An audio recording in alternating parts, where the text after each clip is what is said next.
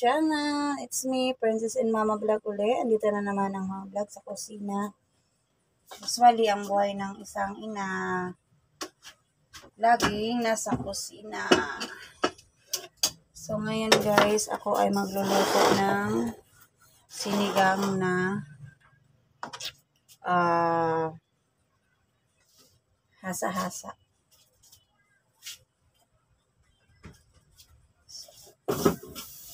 Kararating ko lang galing palengke guys. Ayan. Basang-basa ako kasi naabutan ako ng ulan.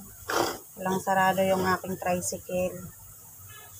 Kaya sakit ng likod ko kasi kahapon galing kami sa biyahe. Nagmotor lang kami papuntang Silang. Tapos ikot-ikot. Ang dami namin napuntahan hanggang nagkita-kita kami ng aking ka-team sa Team Repsol. Si Princess Hope at saka si Tito Yotib. So, ayan. Nabasa ako sa ulan.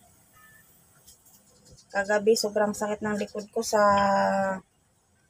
pagmumotor.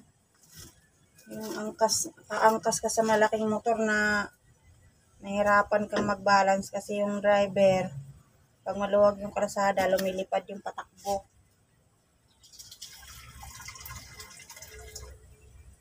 Kaya yung vlog ko, yung road vlog ko, ano lang, pag medyo traffic, yun nakaka-vlog ako. Pero pag yung maluwag na yung kalsada, Diyos ko Lord, nakatago na yung aking cellphone kasi baka pati yung cellphone ko ilipad.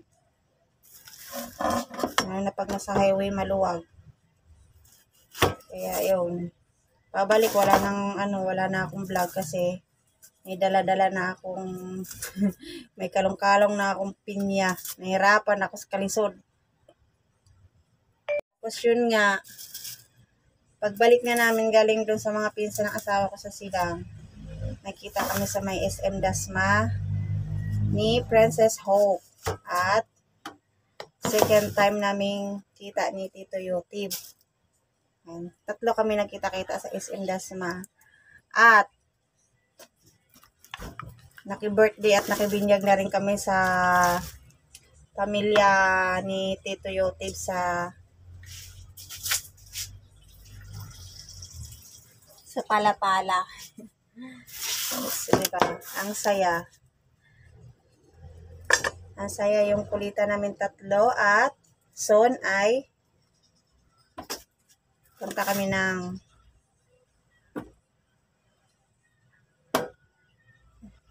Rizal. Rizal ba yun? Yung kay Sislin?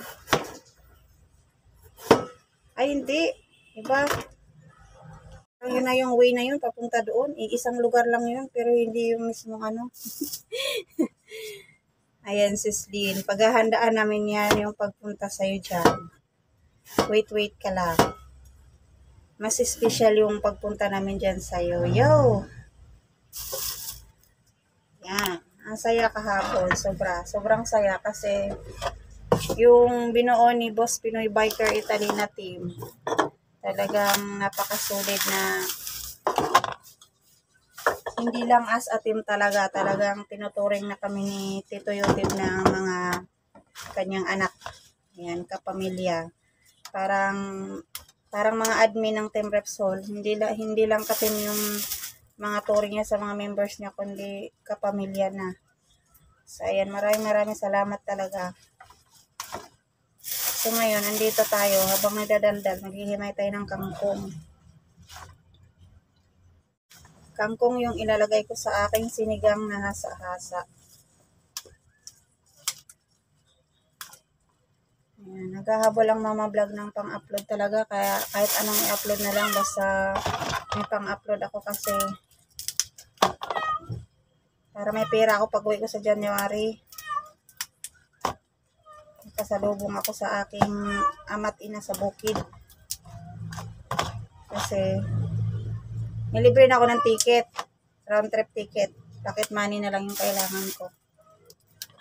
Saka yung pambigay na pakonsuelo doon sa mag-asawa na tumulong sa aking ama't ina na hindi namin kaano-ano pero minahal nila yung mama't papa ko. Mas mabuti pa yung ibang tao nagkaroon sa kanila ng awa. Pero yung iba ko doong mga kapatid, iwan ko ano na nangyayari sa kanila.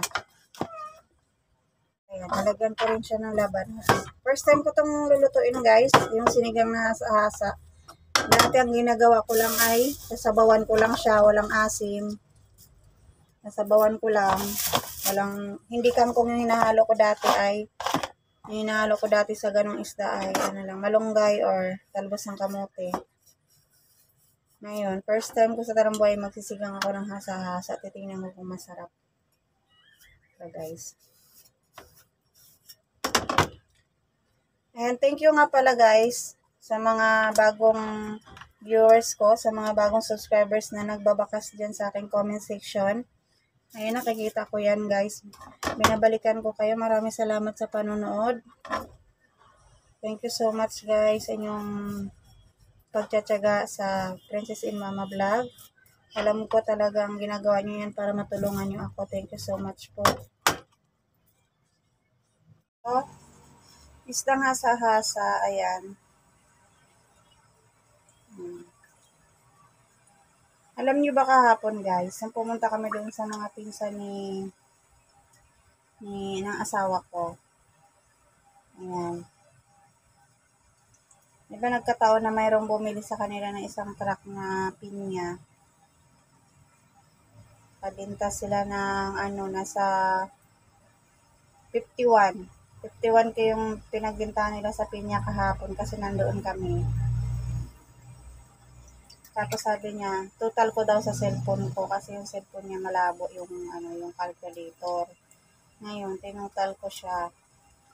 Tapos yung pauwi na kami, sabi niya, ito bigay mo kay Princess. Bigay siya ng 1K para kay Princess. Kasi ito, bumili ako ng ulam. Okay. Talaga yon. Matagal na talaga silang na pumunta doon sa kanila kasi namimiss na nila si Princess. Kasi nung nakita nila si Princess baby pa lang doon sa Tanay, nung pumunta kami doon yung namatay yung mama nila. Baby pa lang yung si Princess nakita nila. Tapos hanggang ngayon hindi na nila nakita ulit. Magka-3 taon na si Princess sa November. Tapos yun nga sabi niya, bigay daw kay Princess yung 1K. Para kasi nakikita niya nga yung mahilig sa donut. Nakikita niya yung mga sa Facebook, sa Messenger, pag As yung 1K na yun guys, ayan, nakatabi. Binawasan ko nga yung binili ko ulam. Minus na siya, minus 150. Tsaka isda. Minus 150 na yung 1K niya. Tapos pang na yun, pang bili-bili niya na nakakain pag nagugutom siya. Donut. Yung alam mo yung mga blessing na natatanggap ko, nakakaiyak kasi hindi ko inaasahan. Yung blessing na hindi mo aasahan na matatanggap mo. Kaya minsan, naiiyak na lang ako sa saya, sa tuwa. Sobrang thank you kay Lord na talagang mayroong blessing na dumarating sa amin. Lalo na pag walang-wala kami. Walang-wala kami, tapos mayroong blessing na darating, di ba? Mayroong magbibigay. Kaya, hindi ko maiwasang tumulo yung luha ko. Sobrang saya. Maraming salamat. Yung forever na blessing na natanggap ko talaga mula sa Team Repsol ay ang itong pagiging success ko sa YouTube. Sa tulong ng mga admin. Ayan. So, pumulo na. Diba? Kaya maraming salamat po sa buong admin talaga. Sobrang blessed ni Mama Vlog. Continue na natin ang ating ulam kasi kumulo na siya. Nilagay na ni Mama Vlog ang sibuyas. At luya. Nangangurindi talaga yung aking kalan guys. Kaya, kikita nyo yung dihagis yung aking Kasi pag medyo dumikit yung kamay ko doon sa malapit na nag-ground. Ayun, katakot ako. Mamaya, matuluyan ako magkirig-kirig. So, ito yung ilalagay ko guys. At yung magic at itong pork. Ayan, pakuluin muna natin. Lagyan natin ng konting asin. Put small amount of salt. Rock salt. Ayan. Naka-English na naman ang mama vlog. Ang ating pinakulong sabaw. Ayan. Kumulo. Ay! Ayan, nalaglag, napasok pa. Lagay na natin yung ating isda. Ayan, dihagis na naman siya. Lagay na natin yan dito para hindi natin mahagis yung ating fish. Ayan. Kasi lulutuin na nga. Tapos ihagis pa. Nabubugbog na siya. Ayan. 4 yan guys. Shout out mga kamam vlog. Nagka-cute vlog. Ayan, yung sa inyo dyan, napakasariwa yung isda nyo dyan. Ang sarap-sarap niyan. Manamis-namis yung sabaw kasi kahuhuli lang talaga. Tapos lulutuin ng ganitong sinawawan. Ang sarap. So, ilagay na ni Mama Vlog ito.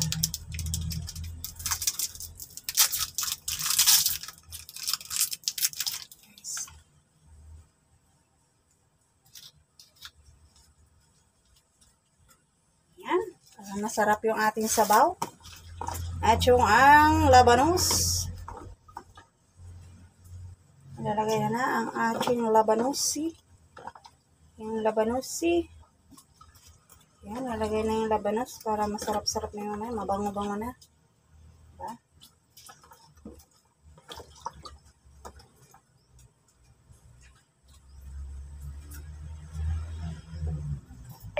Ang buhay ni Mama Vlog sa araw-araw na binigay ni Lord. Maraming salamat kahit hirap man ang buhay, lumalaban ng patas ang Mama Vlog. Yan. Walang taong inaapakan, walang taong pinapahamak. Yan. Lahat ng paghihirap ko ay nilalabanan ko ng patas.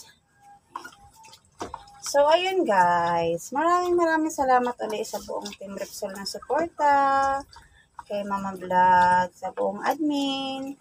Maraming salamat sa inyo. Sek Palaboy. Thank you, Sisi. Maraming salamat sa panonood sa mga videos ko. Thank you. Sa mga nagpapalipad dyan sa akin, pag may premiere, pag nagla-live ako. Maraming salamat po sa inyong lahat dyan. Maraming salamat po.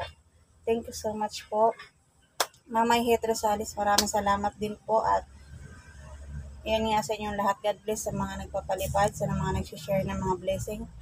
Thank you so much po.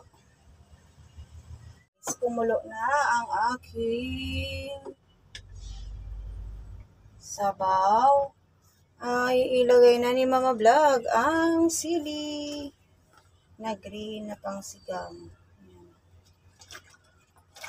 At syempre ilagay na ni Mama Vlog itong kapiranggot na kangkong. Ayan. Inisa-isa ko yung hugas kanina guys sa mga dahon. Ito. Ayan.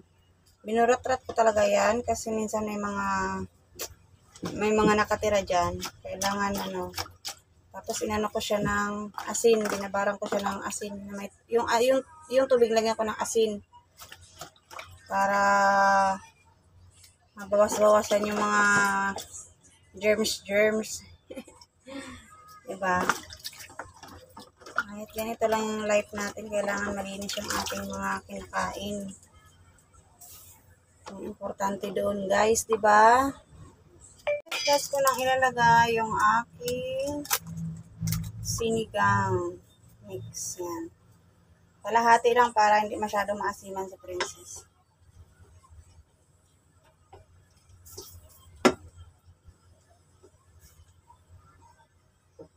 Ayan, yun yung pinakalas na guys. Tapos kakain na ang Mama Vlog. Ayan, maghahanda na sa loob.